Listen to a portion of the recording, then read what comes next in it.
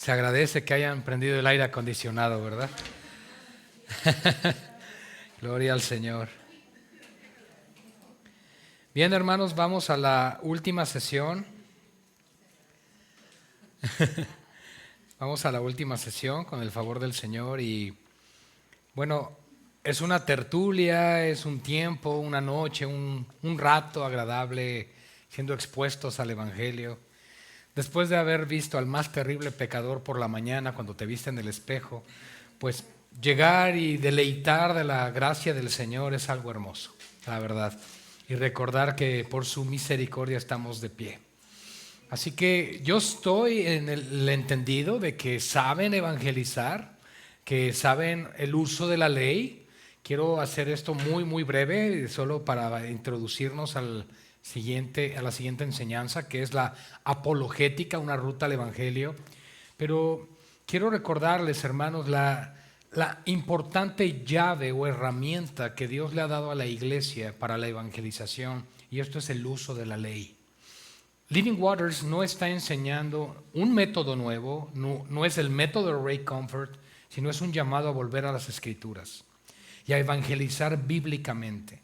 La ley, los 10 mandamientos, el decálogo, o como lo quieras llamar, tienen el propósito, como lo hemos dicho, de presentarnos a Dios en su naturaleza santa.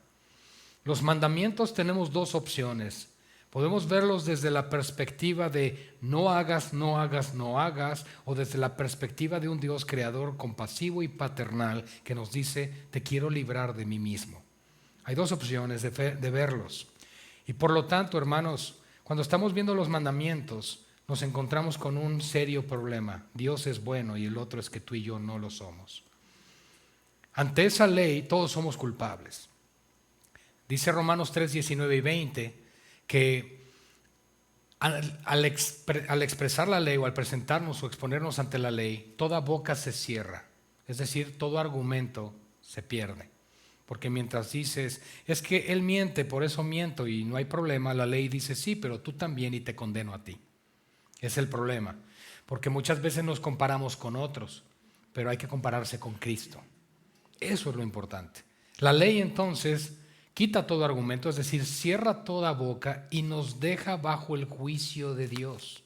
Y a su vez nos deja convictos como transgresores bajo esa ley. En otras palabras, ¿qué hace la ley? Condenar. El problema no es la ley. La ley no ha fallado, explica Pablo a los romanos. El problema somos nosotros, los receptores de la ley, que no podemos cumplir con lo que esta demanda. Entonces, no es que la ley sea mala o la ley tenga un problema. La ley no tiene ningún problema, nosotros sí, el pecado.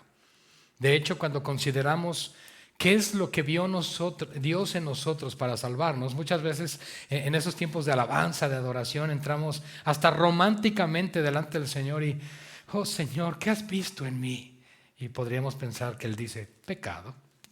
Es lo único. Todo lo demás lo ha hecho Él por su gracia. Entonces la ley, hermanos, tiene esa función. Lo que enseñamos es a acercarse a las personas y llevarles a través de 2, 3 o 4 mandamientos con ciertas preguntas, como por ejemplo, ¿cómo llamas al que dice mentiras? Te van a decir, mentiroso. ¿Alguna vez has dicho una mentira? Le puedes preguntar y te van a responder, sí, porque si te dicen que no estarían mintiendo. Entonces sí, y entonces si has mentido, ¿qué serías? Pues debe reconocer y decir mentiroso o mentirosa. Si yo me acerco a una persona y le digo, eres un mentiroso, inmediatamente se siente acusado, pone una barrera y dice, no quiero hablar contigo.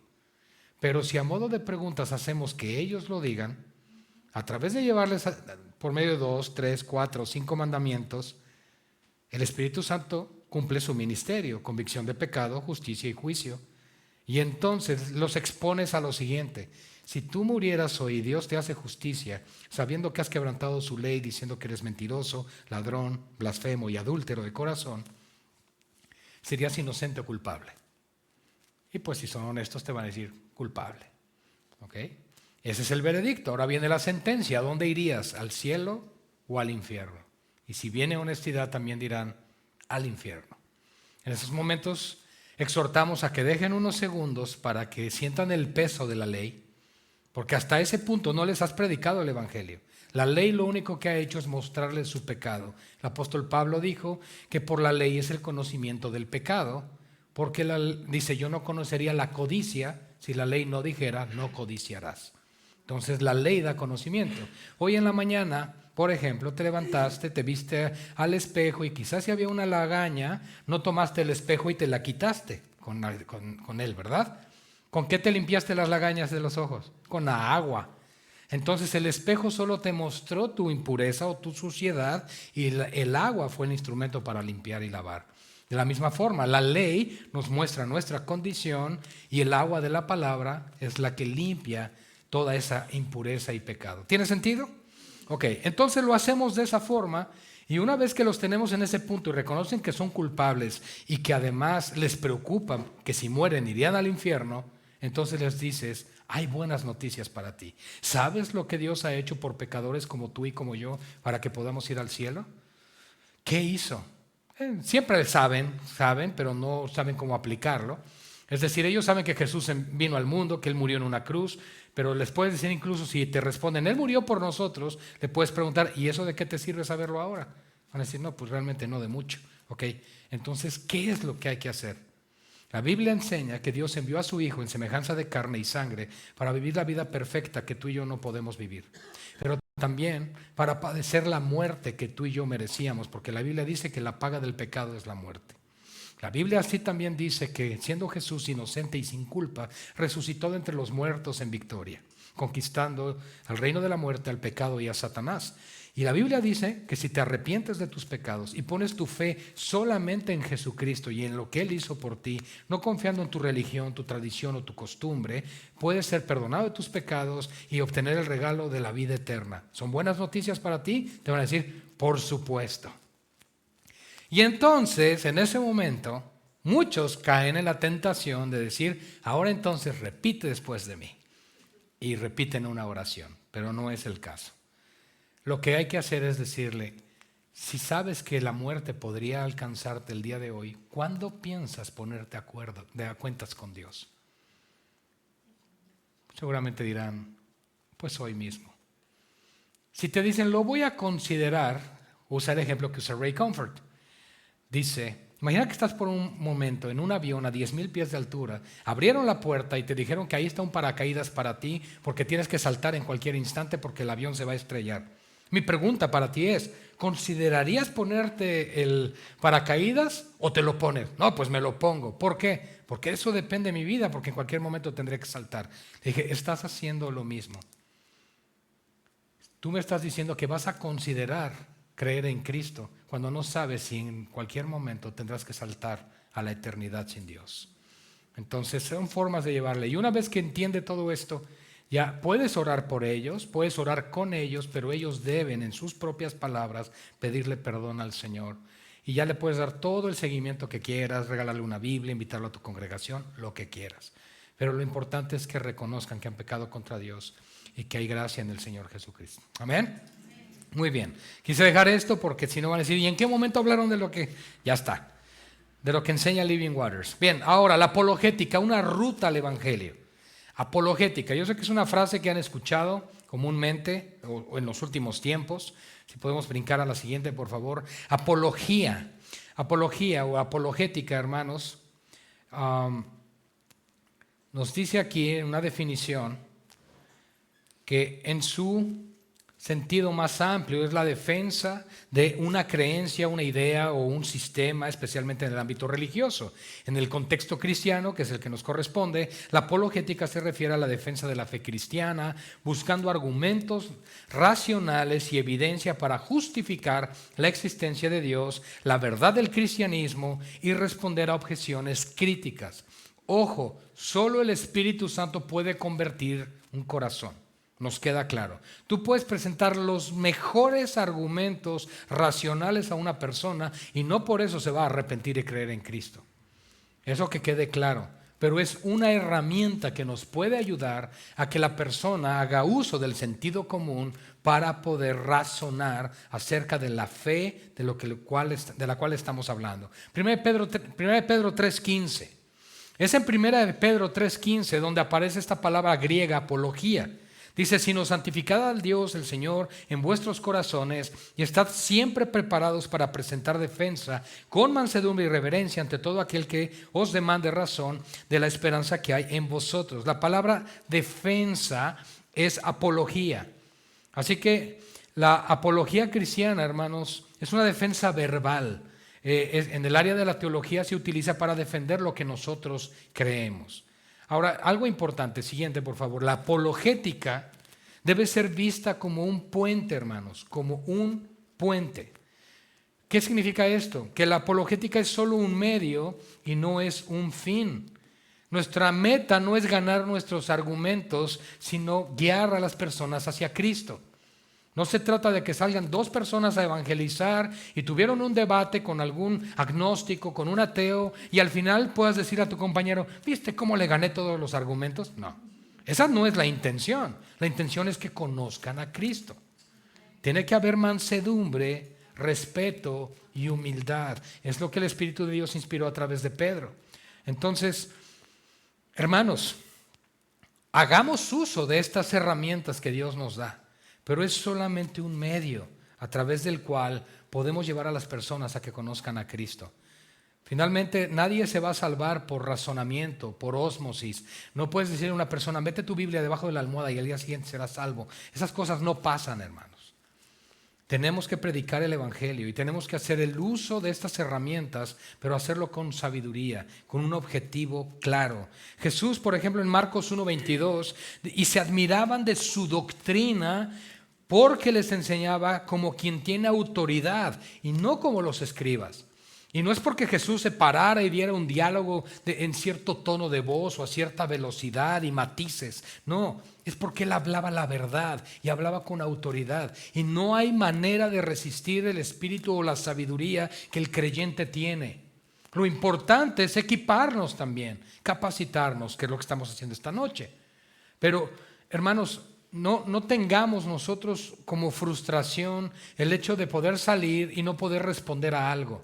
Si una persona te hace una pregunta que tú no sabes responder, dile, si genuinamente estás interesado en conocer la respuesta, con mucho gusto la investigo, compárteme tu teléfono y te puedo llamar o un correo y te puedo enviar la respuesta.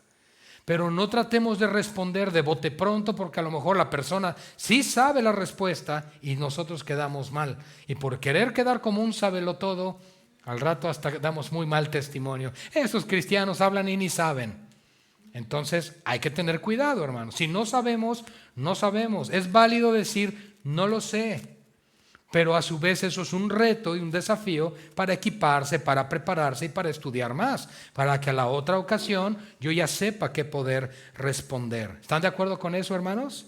Dice la Escritura, Pablo le dijo a Timoteo, aunque es en temas pastorales, pero le dijo que tu aprovechamiento sea manifiesto a todos, que tu estudio, tu equiparte, pues que sea evidente para poder cumplir con esta comisión que se te ha dado. En 2 Timoteo 2, 24, 25, dice, porque el siervo del Señor no debe de ser contencioso, sino amable para con todos, apto para enseñar. Hermanos, aptos para enseñar, nos encanta hablarles a los demás lo que tienen que creer. Nos gusta decirles, pero la pregunta es, ¿soy apto para aprender? ¿Realmente estoy dispuesto a detenerme y escuchar? Así que aptos para enseñar, sufridos, que con mansedumbre corrijamos a los que se oponen. Por si, esta expresión es fuerte, por si quizá Dios les conceda que se arrepientan para conocer la verdad.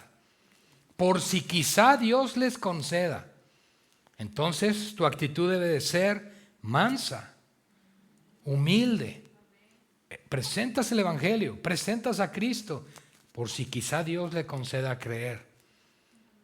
Pero si no le concede, o incluso si le concede, imagina que fuiste alguien de pleito, de choque, y que esa persona más adelante se acuerde de ti diciendo, es que cuando me predicaban el Evangelio solo me gritaba y solo me decían, wow, qué terrible que se recuerde así de nosotros. Somos pacificadores, somos pregoneros de paz. Esto no significa que hablemos quieto, suavecito, hablamos con autoridad como lo hizo Cristo, pero siempre con mansedumbre y siempre con humildad.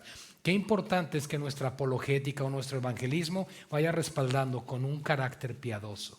Eso es importante, hermanos. Ahora, quiero hablarles de 5 maneras de entablar una conversación respetuosa con los escépticos.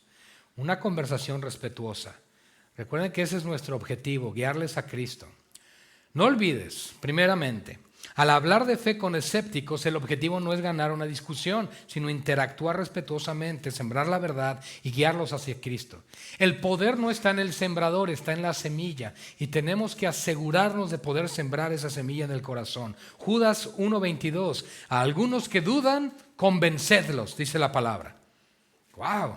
O Marcos 4:26-27 decía además, así es el reino de Dios, como cuando un hombre echa semilla en la tierra y duerme y se levanta de noche y de día y la semilla brota y crece sin que él sepa cómo.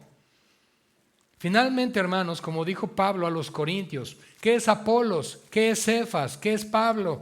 ¿No? Siervos de Dios a través de los cuales han creído en el Evangelio, pero ni el que siembra ni el que riega son algo, sino Dios que da el crecimiento. Entonces no nos debemos de olvidar que la meta de la apologética y el evangelismo es sembrar el Evangelio, sembrar la palabra de Dios, no ganar debates ni ganar discusión. Número 1, podemos hacer preguntas que inviten a la reflexión. Y aquí vamos a entrar en unos temas que, por ejemplo, la mayoría de los jóvenes están ya envueltos en las universidades, el relativismo. Si la verdad es relativa, pues en sí misma esa afirmación es absolutamente cierta o no lo es. Fíjense qué interesante, porque cuando dicen todo es relativo, ok, ¿y eso que me estás diciendo es absoluto o relativo? ¿Se dan cuenta del desfase que hay ahí, de la desconexión? También, si la moralidad es subjetiva, es decir, cada quien tiene su propia moral, entonces, ¿por qué todos coincidimos en que algunas cosas como el asesinato son universalmente malas? Estas cosas deben llevar a despertar la conciencia, el pensamiento crítico y el sentido común de las personas con las cuales estamos hablando.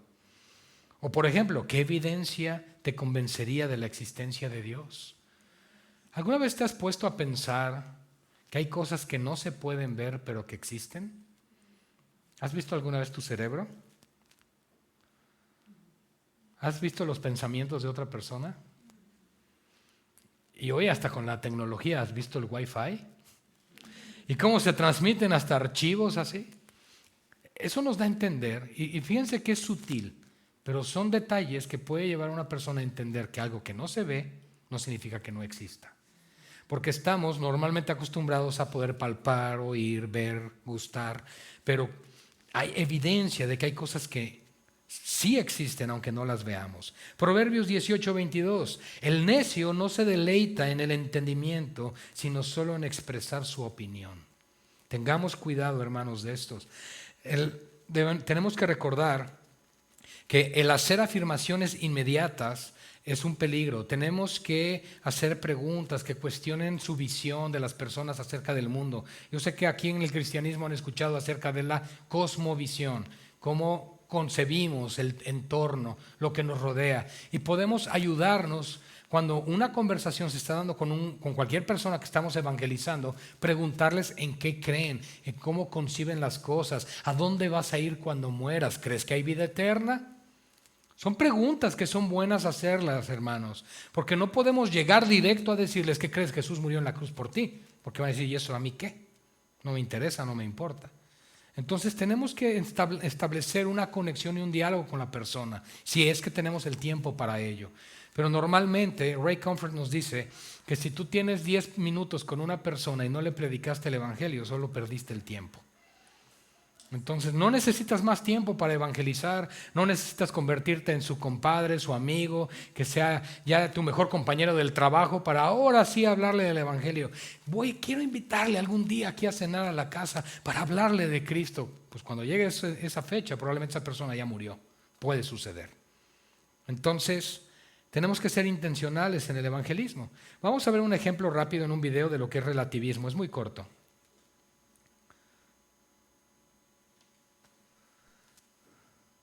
¿Cómo puedes decir, mi Dios es el verdadero. Nadie lo puede decir. Un momento, tú no puedes hacer una afirmación absoluta como la que acabas de hacer. No, eso es lo que yo digo. Yo digo, tú no puedes. Tú eres el que dice, tú no puedes decir eso. Tú estás siendo intolerante de mis No, creencias. yo creo que tus creencias pueden ser correctas para ti. Bien, si estás siendo intolerante, ahora escucha. No, espera. Escucha esto. Ah. Yo creo que el sol es caliente. Si alguien cree que es frío, ¿ambos estamos en lo correcto? Depende. ¿Lo puedes aceptar? Es que siempre depende de tu perspectiva. ¿Quién tiene razón? Nunca lo sabes. Este es un buen ejemplo del relativismo. Así de sencillo. ¿Verdad que no tiene sentido el que es que el sol es caliente y el otro diga, no, es que es frío? Bueno, cada quien lo ve desde su perspectiva. ¿Verdad que eso hace cambiar la realidad de las cosas? No. Y muchas veces nos ponen hoy en este mundo relativo el gran ejemplo de dibujar un 6 en el piso y decir, ponte de un lado y yo del otro. Para mí es 6 y el de enfrente, para mí es un 9. ¿Quién tiene la razón? Pues los dos. Así que depende de tu perspectiva. Todo es relativo. Qué bonito se oye eso. Pero puedes hablar de absolutos, como por ejemplo, oye, ¿y es relativo el que un día vas a morir? Eso cambia las cosas. Así que cuando estás hablando con una persona, tenemos que aprender a escuchar más de lo que hablamos. Nos gusta estar hablando, hermanos, seamos honestos. ¿Sí o no? Mi esposita dice que en México hay los baños, la puerta de los baños en el restaurante, el baño de los hombres dice, el baño de las mujeres dice bla, bla, bla, bla, bla en la puerta, y el de hombres, bla. Entonces... Pero bueno, en general nos gusta hablar, no se sientan mal las hermanas, nos gusta hablar a todos. Pero tenemos que aprender a escuchar también. Queremos inmediatamente decirles lo que tienen que creer sin ni siquiera ellos tener una convicción. Aprendamos a escuchar. O nos pasa también con aquellos que son quizá católicos romanos y queremos que conozcan del Señor, o ya están comenzando a creer en el Evangelio y llegamos a sus casas y quita esa imagen y quita lo otro y aquello, y cuando tenemos que dejar que sea Dios, la palabra, que le muestre. Se van a dar cuenta en la Escritura que Dios abomina todas esas cosas. Pero no somos el Espíritu Santo. Podemos proveer información, pero dejemos el tiempo para que Dios obre en cada corazón. Así que algunos consejos, deja que expliquen detalladamente su postura antes de responderles. Hermanos, ¿verdad? ¿Sí o no? Nos están diciendo algo y ya estamos pensando 35 respuestas posibles. Tenemos que aprender a escuchar, seamos mansos y humildes. También puedes repetir su argumento. Entonces lo que quieres decir es esto, para que reafirmes y también note que has puesto interés en ellos. Una forma sabia de hacer evangelismo es esa, interesarte en lo que ellos también creen o piensan. Pablo lo enseñó, Hechos 17, cuando él es llevado por los epicúreos y los estoicos a la roca de Hades o el Areópago. Él llega ahí y cuando lo llevan, él no les dijo inmediatamente, aunque su espíritu se enardecía por ver la idolatría en ellos, él no les dijo, son unos idólatras y se van a ir al infierno. Él comenzó resaltando una virtud. Varones atenienses, en todo veo que soy muy religiosos. Gracias por reconocerlo. Porque camino hacia acá, hallé en sus santuarios esta inscripción. Y les habla del Dios no conocido. Pero le está diciendo, cuando yo venía hacia acá, observé en lo que ustedes creen. Te interesaste en nosotros. Queremos escucharte entonces. Eso es sabiduría, hermanos, porque sabemos que hay un objetivo que vamos a alcanzar. Quisiéramos luego hablarles y decirles de golpe, pero tenemos que ser sabios y poco a poco aprovechar. Él usó los santuarios como un rompehielos. Él usó eso para poderse acercar a los griegos y poderles hablar el evangelio. Al final sí les dijo, y Dios ordena a todos los hombres que se conviertan de esta vanidad y se arrepientan. Claro que sí se los dijo.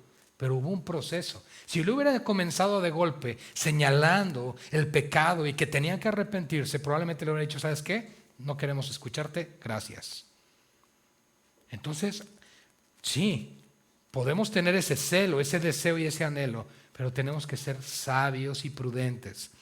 También podemos hacer preguntas de seguimiento cuando te están diciendo, es que la Biblia dice esto. ¿Y dónde dice?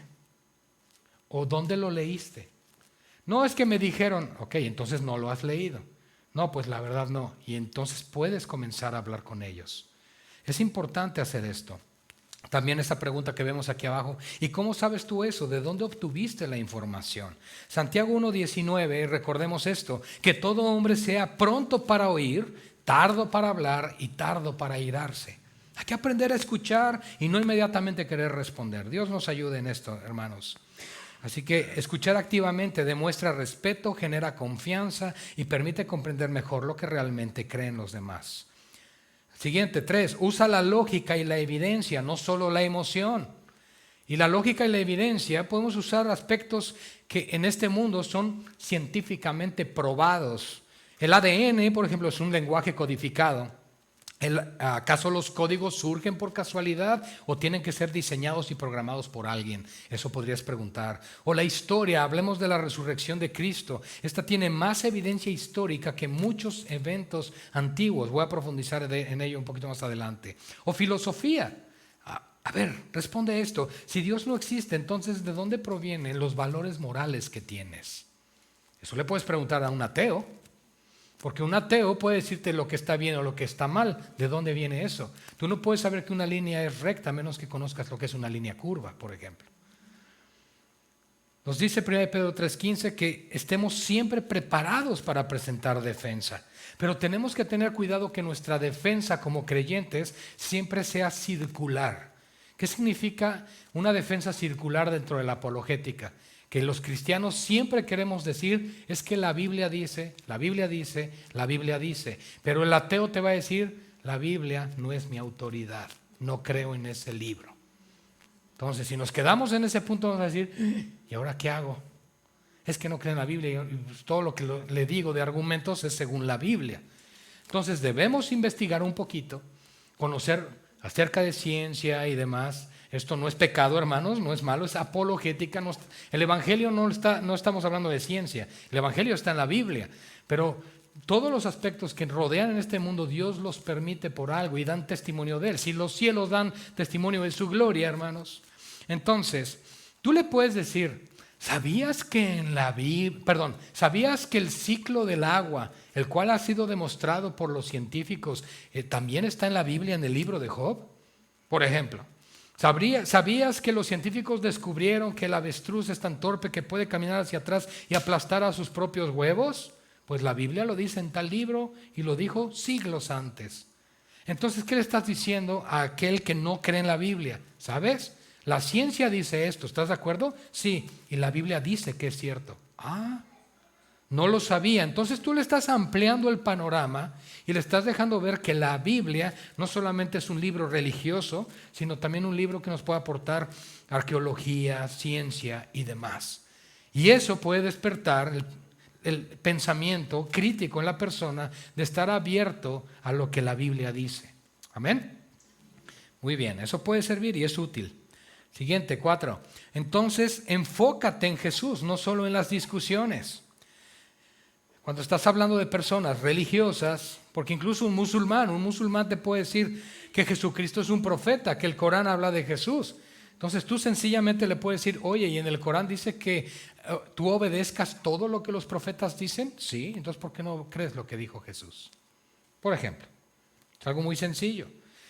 Así que, ¿cómo cambiar el rumbo de la conversación? Primero, dejemos de lado los temas secundarios. Hay temas secundarios que no importan, podemos preguntarle, ¿qué crees acerca de Jesús? ¿Quién es Jesucristo para ti? Te puede decir, es un profeta, es un ser iluminado, te puede hablar muchas cosas y a partir de ahí puedes comenzar a hablarle bíblicamente de quién es el Señor. Le puedes hacer esta pregunta, si Jesús resucitara, ¿cambiaría eso tus creencias? Porque, por ejemplo, Buda, Mahoma, Krishna, gurús e iluminados en este mundo están en sus tumbas, solo Cristo resucitó. Hay gran diferencia en ello.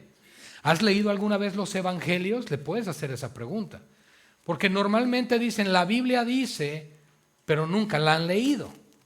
Entonces tú puedes hacer preguntas objetivas. Juan 11:25 le dijo Jesús, yo soy la resurrección y la vida. El que cree en mí, aunque esté muerto, vivirá. Por ejemplo, Buda dijo, apunto a la verdad. Krishna dijo, estoy en búsqueda de la verdad. Cristo dijo, yo soy la verdad. Hay gran diferencia. Entonces hay que conocer estos elementos, hermanos. 5, saber también cuándo alejarse. No siempre son fructíferas las conversaciones con la gente en la calle. Hermanos, tengamos cuidado. Hay señales cuando hay que alejarse, cuando no hay que seguir adelante. Se muestran hostiles y burlones, sin escuchar. La conversación da vueltas sin avanzar. Sientes que no hay provecho. Es más, Mateo 7:6 nos dice: no den lo santo a los perros. Lo santo es el evangelio. Ni echemos nuestras perlas delante de los cerdos. Si simplemente no lo quieren, darte la vuelta y aléjate. Agradéceles por su tiempo y apártate. Así que no todas las conversaciones son fructíferas. Algunas personas solo quieren discutir. Debemos usar el discernimiento. Y el objetivo, una vez más, no es ganar debates, sino sembrar semillas y dejar que Dios obre en sus corazones. Acerquémonos a los escépticos con amor, con sabiduría y con paciencia. Veamos el siguiente video porque no siempre las cosas salen bien. Adelante, hermano. Yo sé llegar a Dios, ¿te das cuenta? Sé que Dios está conmigo y me lo ha demostrado cantidad de veces. Gracias. ¿Estás seguro de eso? Gracias. No te vayas, déjame terminar. Gracias. Porque el pecado, según la Biblia, es contra Dios. No debía haber permitido el pecado en su universo. Así que realmente el pecado, porque Él lo creó, digamos... No, pero no lo creo. Digamos que Él creó el libre albedrío, lo que sea. Entonces, todo el pecado que viene de su voluntad tiene que caer sobre Él. Lo ha hecho Él. Es su culpa, yo diría. Eso es lo que yo creo. ¿Entonces el diablo te hizo hacer cosas malas? No, Dios me hizo hacerlo. Adiós. Él envió a su Hijo único a salvarte, a redimirte de tus pecados. Extranjero, lo que estás haciendo Dios es te ilegal. bendiga. Dios te bendiga. Un charlatán. Dios te bendiga. Un charlatán. No quiero tu palabra. No escuche lo que dice. Está bien, no es tranquilo. verdad lo que dice. Tranquilo. Lo que predicas. Arrepiéntete de tus ustedes no deben pecados de y confía en escuchar, Jesús. no se dejen manipular Porque por Él falsos es tu cristianos. Salvador. Eso es lo que tratan de Dios te va a hacer. perdonar tus pecados si tienes confianza en Cristo Jesús, el Mesías. Fallaste. ¡Qué mala ¡Charlatán! puntería! Yo no sé. Yo no sé por qué está tan enojado conmigo este señor. ¡Mentiroso! Pero fallaste otra vez. ¡Es un mentiroso! ¡No le crea nada! ¡Charlatán! Ay, no siempre salen como los ven en los videos, hermanos. También hay estos problemas. Entonces, tenemos que saber cuándo alejarnos también, cuándo apartarnos. Dice en Proverbios que el avisado ve el mal y se aparta, mas el insensato pasa y recibe el daño.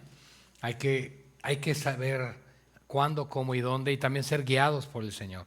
Tenemos ejemplos claros, como cuando el apóstol Pablo quería ir a Asia a predicar, dice que el Espíritu Santo se lo prohibió.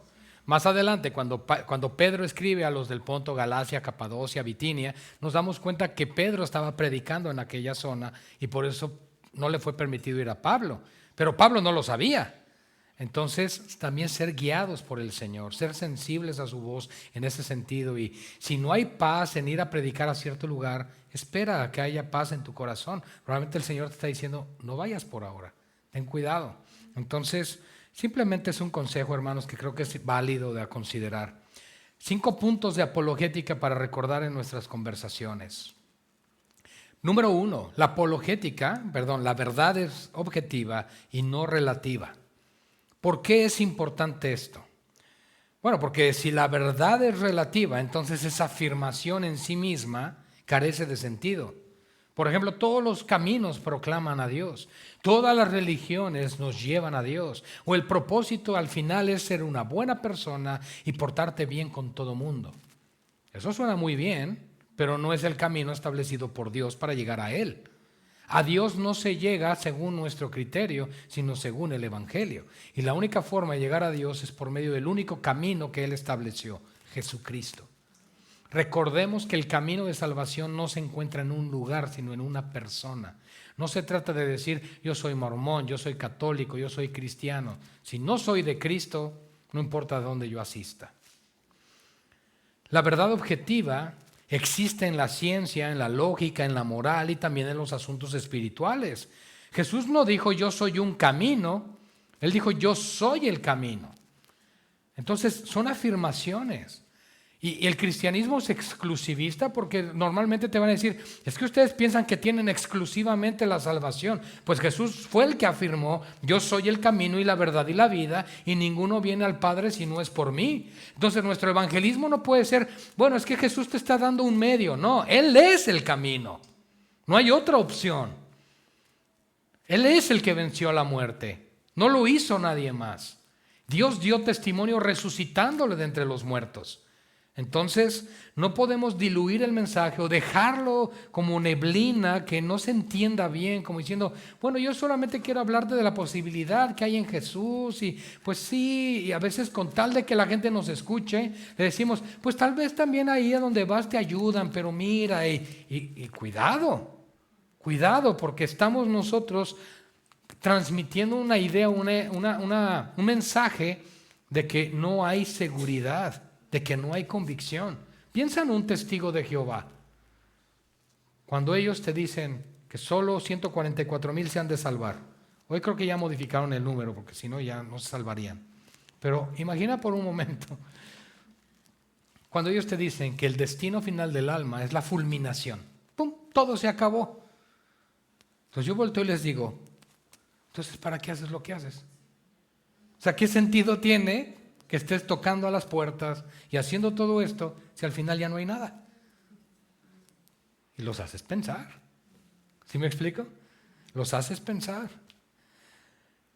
Así que la verdad nos hace libres. Dice Juan 8:32, conoceremos la verdad y la verdad nos hace libres. El otro punto es, si la verdad es relativa, entonces esa afirmación en sí misma, una vez más, no tiene sentido. ¿Por qué? Porque dicen que todos tienen su verdad, pero solo hay una verdad establecida por Dios, Cristo. Número 2, el universo tuvo un principio. ¿Por qué es importante? Bueno, la ciencia asegura que el universo tuvo un punto de partida. La ciencia nos habla del Big Bang. Y todo lo que tiene un principio debe tener una causa, no puede crearse a sí mismo de la nada. En eso tenemos sentido y estamos de acuerdo con la ciencia. Nada puede provenir de la nada. La nada no puede crear algo. ¿Están de acuerdo en eso? El problema es que el Big Bang es que de la nada vino todo. Y eso es un serio problema. Y normalmente te quieren poner a ti contra la pared diciendo, bueno, y entonces si Dios creó todo, ¿quién creó a Dios? Y tú le dices, espera, ok, tú dices que la nada lo hizo todo. Yo digo que Dios lo creó todo. ¿Quién tiene razón? ¿Cuál tiene más sentido? Y los llevas al sentido común. Le dices, por favor, no seas necio. Porque el ateo no existe, es alguna información que nos da la Biblia, que el ateo no existe. Más bien el necio en su corazón dice, no hay Dios. Es una necedad. ¿Por qué? Porque pensar que de la nada vino todo, a pensar que un Dios creador de todo lo creó, ¿qué tiene más sentido? Por sentido común. ¿Sí me explico? Y más cuando ves todo a la perfección, macho, hembra, las diferentes razas, etcétera. El cuidado perfecto del universo. Todo lo que tiene un principio. Bueno, la mejor explicación para el origen del tiempo, el espacio y la materia es un creador eterno y todopoderoso. Todo lo que necesitamos para la existencia de lo que existe surgió en Génesis capítulo 1, versículo 1. En el principio aparece el tiempo, el cronos. Dios creó energía, los cielos y la tierra, la materia. Todo existe desde Génesis 1:1. Pero antes nuestro Dios existió en un tiempo llamado Kairos, que es un tiempo eterno. Siempre ha sido, es y será. No lo podemos comprender porque somos criaturas finitas. Pero lo que a nosotros nos corresponde entender es que el tiempo, la energía y la materia surgen para la creación de todo cuando Dios habló. Dice ahora también, 3, la moral objetiva apunta a un legislador moral. ¿Por qué es importante entender esto? Porque el asesinato, la esclavitud y el abuso son objetivamente incorrectos en todas las culturas. Es decir, si no hay Dios, entonces la moral es solo una opinión. Pero todos sabemos que ciertas cosas son absolutamente correctas e incorrectas. Romanos 2:15 nos habla de que la ley de Dios está escrita en nuestro corazón, de todo ser humano. Por eso sabemos lo que es bueno y lo que es malo. Un escéptico acerca de Dios o un ateo no puede decir, por ejemplo, que la guerra está mal, solo puede decir que no le gusta. pero no tiene parámetro de lo bueno para poder decir que algo es malo. Y de hacerlo, la pregunta es, ¿de dónde obtuvo esa información? Tú no puedes tener el mal sin el bien y no puedes tener el bien sin Dios. Así de simple. 4. La resurrección de Jesús es un hecho histórico. ¿Por qué importa? Porque hubo más de 500 testigos oculares que vieron a Jesús resucitado. Los discípulos murieron también por su testimonio y la gente no muere por una mentira que se inventó. E incluso historiadores seculares confirman la muerte de Jesús y el auge del cristianismo posterior. 1 Corintios 15:14. Y si Cristo no resucitó, vana es entonces nuestra predicación, vana es también nuestra fe. Nosotros creemos que Cristo resucitó. Nosotros no estamos viviendo un conjunto de normas morales y éticas para llegar al cielo. Nosotros estamos confiando y creyendo en el Hijo de Dios que resucitó de entre los muertos, que es el único camino, verdad y vida para llevarnos a Dios.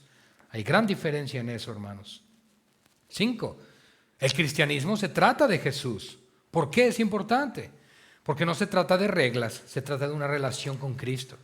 Todos los demás sistemas de creencias se basan en obras. Solo el cristianismo ofrece gracia mediante la fe en Cristo. El evangelio es una buena noticia, no solo un buen consejo. No olvidemos esa parte. Efesios 2, 8 y 9. Porque por gracia sois salvos por medio de la fe. Y esto no de vosotros, pues es un don de Dios, no por obras para que nadie se gloríe. Es un versículo muy conocido que se utiliza principalmente para respaldar temas de elección incondicional y demás, pero el punto es poder afirmar que para llegar a Dios no se necesitan obras. Bueno, la realidad sí, las de Cristo, pero las únicas obras que nosotros podemos ofrecer son consecuencia de la salvación, no la causa para la misma. Ahora vamos a ver los mejores argumentos apologéticos sencillos que cualquiera puede utilizar. Ya vamos a terminar, hermanos, me faltan 84 slides. ¿Cuáles son estos argumentos? Bueno, el primero, el argumento de la creación, causa y efecto. Todo lo que comienza a existir tiene una causa. ¿Por qué funciona?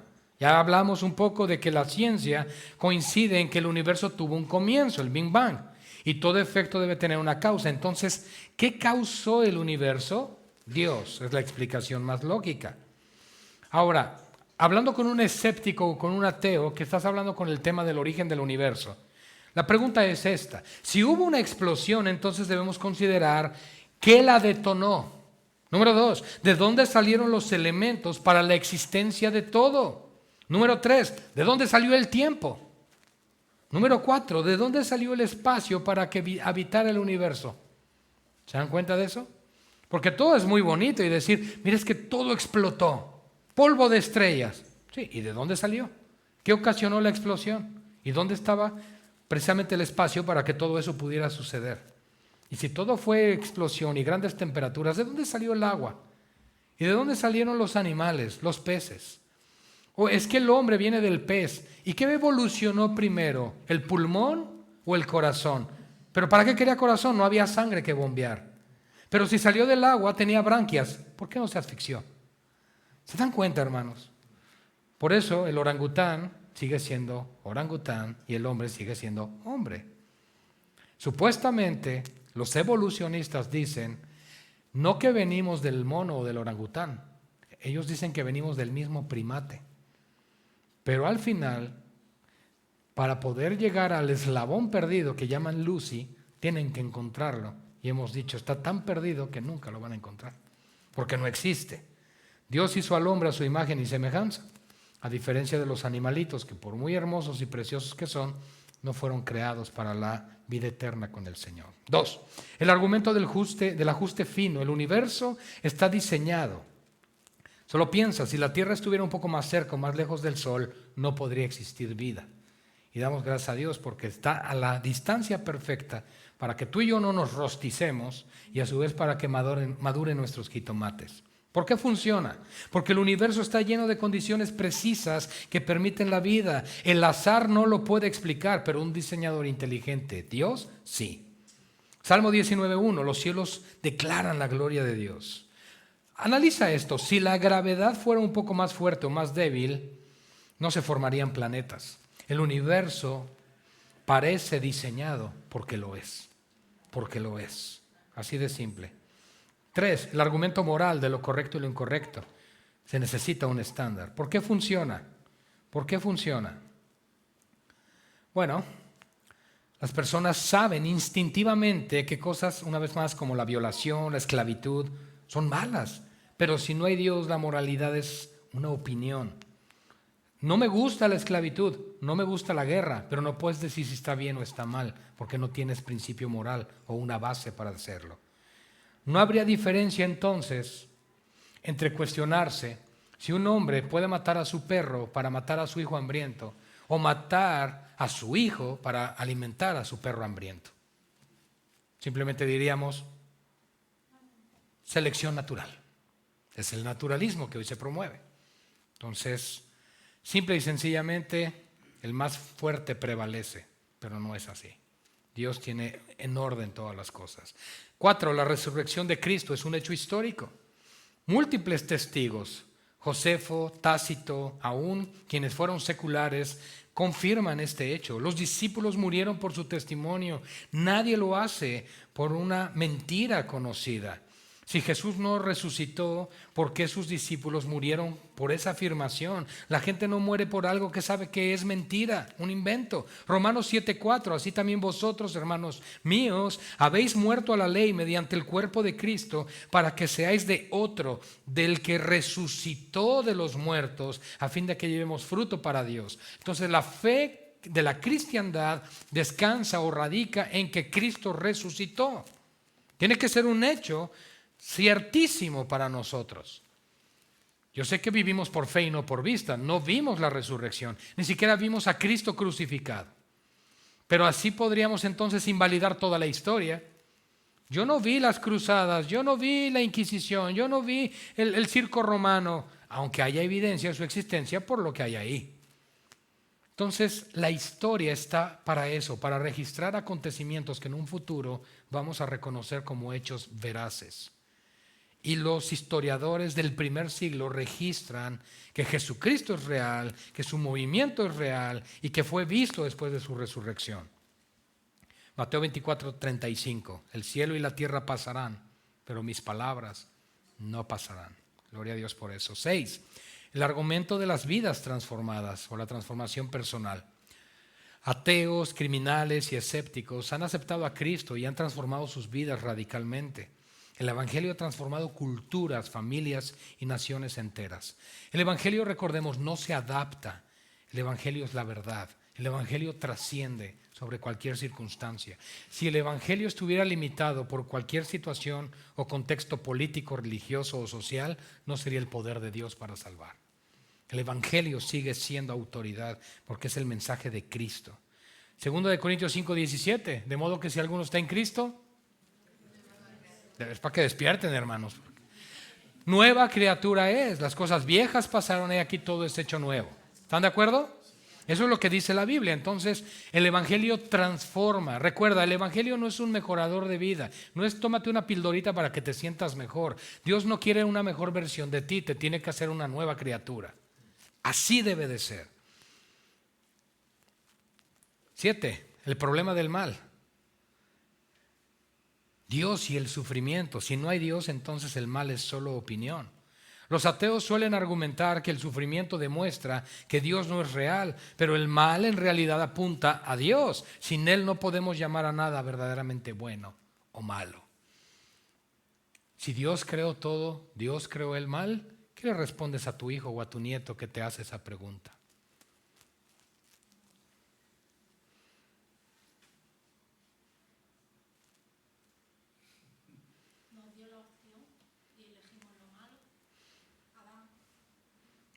Pero eso es por la caída, por el pecado, que nuestro corazón de continuo se inclina al mal. Pero la pregunta es, si Él creó todo, ¿Él creó el mal? ¿Es el autor del mal? La respuesta es no. El mal es la consecuencia a la desobediencia a Dios. Y por el otro lado está, pero si Dios sabía que Adán y Eva iban a comer del fruto, ¿para qué les puso el fruto ahí? Esa es muy buena, ¿verdad? Y entonces normalmente queremos defender a Dios. Dios no necesita ser defendido, que quede claro. Pero por un lado está operando un principio de obediencia, claro. Adán y Eva tenían que obedecer a Dios. Pero por el otro, Él creó una creación con la capacidad de caer. ¿Y qué creen que pasó? Cayó. Si Él hubiera creado una creación para que no cayera, no hubiera habido caída. La pregunta es, ¿y por qué entonces tiene que caer la creación? Porque el Cordero fue inmolado antes de la fundación del mundo. Entonces, tenía que suceder para que en su momento en la historia Cristo caminara en las calles polvorientas de Jerusalén. Tenía que suceder, hermanos. El eterno Dios manifestándose por un plan redentor por gracia que Él diseñó. Así es, y todo es para su gloria. Y nunca hay injusticia. ¿Te has puesto a pensar que un impío que muere en su pecado y bajo condenación recibe justicia al terminar en el infierno? Y que cuando un impío justificado por gracia de sus pecados por causa de Cristo recibe gracia y perdón y es llevado al cielo, ¿también recibió justicia? En ambos casos Dios fue justo, nunca injusto. Eso resuelve la famosa ¿y por qué Dios permitió tantas muertes, niños y mujeres y pueblos en el Antiguo Testamento? Él es un misógino, es un asesino.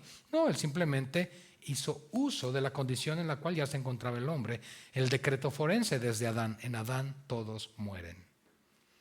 La única diferencia es tiempo. El destino final iba a ser el mismo. ¿Me explico? El problema es que a veces no conocemos a Dios, su carácter y su plan en las Escrituras.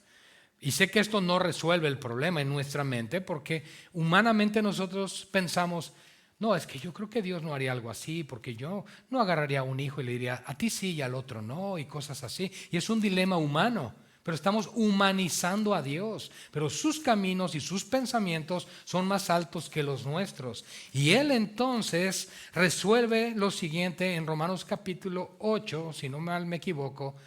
Es cuando Pablo hace una pregunta, ¿hay injusticia en Dios? Y él dice, en ninguna manera. Porque Dios dijo, yo tendré misericordia o me compadeceré del que me compadezca, así que no depende del que quiere ni del que corre, sino de Dios que tiene misericordia. ¡Wow! Soberanía, soberanía. Así que Dios es real. Todos buscamos también un poder superior.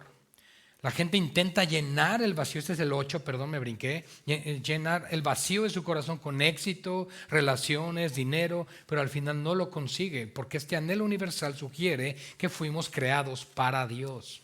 Por eso el pecador no puede saciarse en su pecado.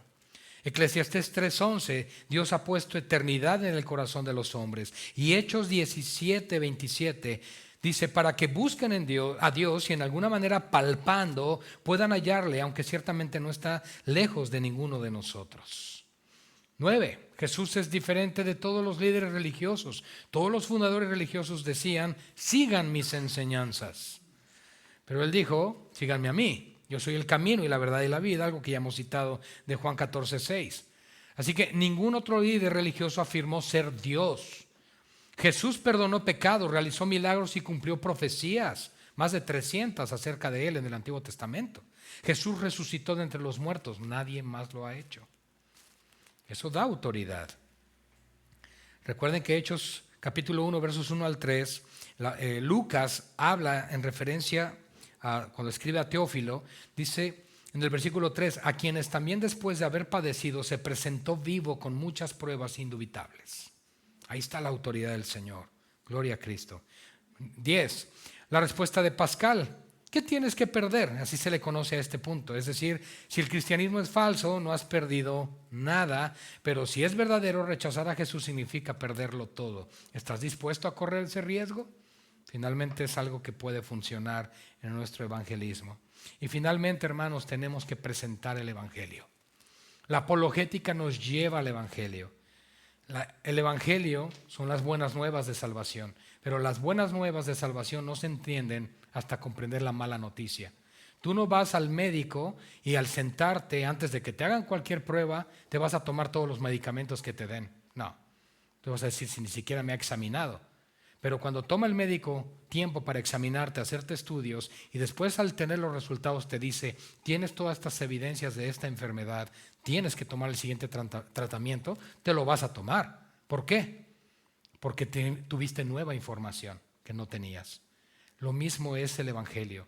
Las personas no saben que deben arrepentirse. Las personas no saben que tienen que creer en el Señor. Las personas no saben que están bajo condenación hasta que les trae luz el mensaje de la palabra. Entonces necesitamos ayudarles a entender que necesitan el Evangelio como el medicamento o la cura a la enfermedad más terrible, que es el pecado, con consecuencias de muerte eterna. De todas las preguntas que te harás en la vida, la más importante es: ¿qué va a pasar contigo cuando mueras? ¿A dónde vas a ir? Y esa es una buena forma de iniciar conversaciones, aún con un desconocido, parándote aquí en la esquina esperando el autobús. Por cierto, oye, si murieras hoy, ¿irías al cielo? Eso no es ofensivo, pero lo pones a pensar inmediatamente en las cuestiones eternas y espirituales. También la pregunta es: ¿eres lo suficientemente bueno para ir al cielo? La respuesta a esa sencilla pregunta tendrá consecuencias eternas. Y los llevamos, ya saben, a través de la ley, lo que expliqué al principio, y después hacia el Evangelio. Los llevas a través de los mandamientos. La pregunta es: ¿quién de nosotros puede decir que no es culpable de quebrantar los mandamientos de Dios? Todos somos culpables. Y no olvides presentarte también en primera persona. No solo señales la situación o condición de la persona, también inclúyete al decir: todos hemos pecado contra Dios. Esa es la realidad. Ahora, ¿qué hizo Dios para salvarnos? Ya explicamos. Él diseñó un plan desde antes de la fundación del mundo, donde el Cordero de Dios tendría que venir a este mundo como ser humano, como hombre. ¿Te has preguntado, y ya estoy terminando, hermanos, ¿te has preguntado por qué es que Jesús pudo ser tentado y no pecar? ¿Te has preguntado por qué Jesús, siendo hombre, pudo morir por nosotros y resucitar? Esto se resuelve con una doctrina llamada unión hipostática. La unión hipostática de Cristo resuelve que dos naturalezas en plenitud se encuentran en un solo ser, plenamente divino y plenamente hombre. La razón por la cual Él puede nacer como un ser humano es porque nace de mujer y bajo la ley, María. Sin embargo, nace sin pecado porque la simiente que fecunda el óvulo de María no fue de un hombre, sino del Espíritu Santo. La palabra nos enseña que el semen del varón lleva el pecado genéticamente y por lo tanto, al ser María fecundada sobrenaturalmente por el Espíritu Santo, Jesús puede nacer sin pecado, aunque con naturaleza humana. Es por eso que Él puede ser tentado en todo, a nuestra semejanza, pero sin pecado. ¿Por qué? Porque Santiago capítulo 1 nos dice que Dios no tienta a nadie y Él no es tentado por el mal. Jesús no pecó no porque no quisiera, simplemente porque no podía, porque es Dios y va en contra de su naturaleza. Hay cosas que Dios no puede hacer, por ejemplo, Él no puede mentir. Entonces, una de ellas es que Él no puede ser tentado. Por eso Jesús nos representa en todo, en su vida perfecta, en las tentaciones en el desierto, pero en victoria. Nos representa en su muerte, nos representa en su sepultura, nos representa en su resurrección y en su glorificación. Por eso seremos semejantes a Él. Gloria a eso, hermanos. Es maravilloso ver lo que Cristo ha hecho por nosotros. Esto es lo que hizo Dios para salvarnos. Y ninguna religión o mensaje divino tiene que ver o se iguala con el mensaje del Evangelio. El Evangelio de Dios es la única historia donde el héroe muere por los villanos. A Dios sea la gloria, mis amados hermanos. Padre, gracias por este tiempo, gracias por tu palabra, gracias por recordarnos, Señor, que todas estas herramientas son importantes, pero lo más importante y el objetivo que tu iglesia debe tener es sembrar la semilla del Evangelio. Ayúdanos, Señor, a esforzarnos a trabajar en esto. Hemos aprendido hoy y hemos sido confrontados, desafiados, pero también inspirados y equipados. Ruego que nos ayudes, Señor, a aplicar todos estos principios, no para seguir un modelo, sino para hacerte fieles a ti. Te damos la gloria y te damos las gracias, sabiendo que el fruto de la enseñanza de esta noche está en tus manos. Gracias, Padre, porque tu palabra no vuelve vacía, sino que es prosperada para lo que la enviaste. Damos gloria a ti, en el nombre de nuestro Señor y Salvador Jesucristo. Amén y amén. Gloria al Señor. Dios les bendiga. Pastor Will.